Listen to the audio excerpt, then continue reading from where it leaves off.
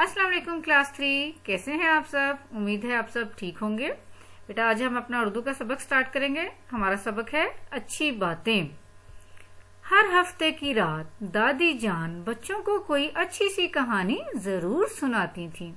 आज भी फातिमा, हसन और आयशा दादी जान से कहानी सुनाने की फरमाइश कर रहे थे। दादी जान ने कहा, आज ऐसा करते हैं कि आप तीनों अपनी कोई तीन अच्छी बातें बताइए जिन पर आप अमल करते हैं।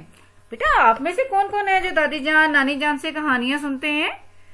शाबाश बेटा, सोने से पहले या घर में किसी भी टाइम आप थोड़ा सा टाइम बुजुर्गों के साथ निकाला करें ताकि आप उनसे कहानियां सुन सकें और उनसे अच्छी अच्छी बातें सीख सकें। ठीक है, तो आज से आप लोगों ने अपने बुजुर्गों के साथ थोड़ा टाइम लगाना है ताकि आप उनसे अच्छी अच्छी बातें सीखें। अगले सफे की पढ़ाई पर आते हैं। ये सुनकर बच्चे खुश हो गए। सबसे पहले आयशा ने कहा, दादी जान मैं बताती हूँ, मैं सुबह उठकर हल्की फुल्की वर्जिश जरूर करती हूँ। सुबह नाश्ता अच्छी तरह करती हूँ ताकि दिल लगाकर पढ़ सकूं।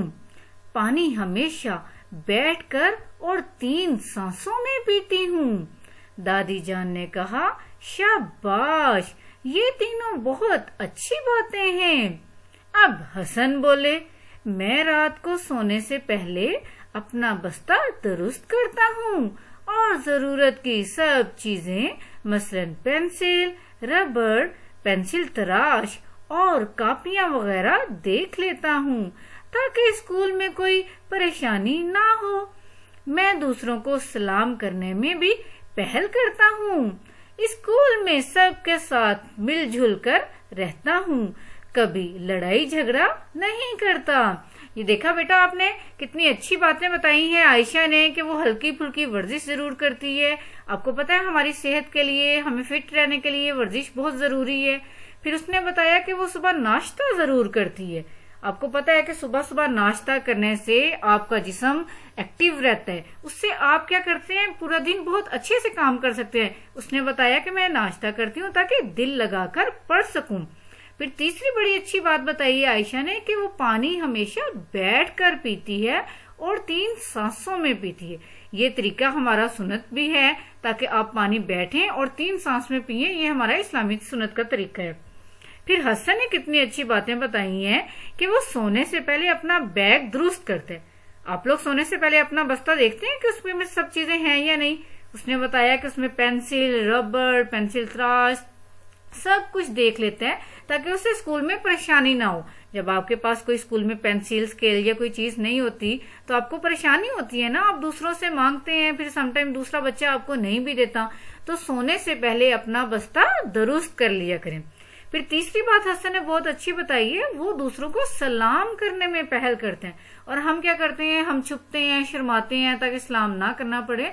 ये भी बहुत अच्छी बात है, आप सलाम करने में पहल किया करें।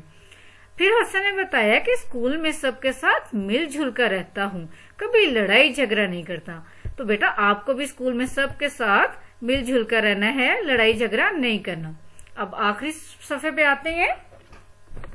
दादी जान बोली, वाह भाई, ये तीनों बातें भी बहुत अच्छी हैं।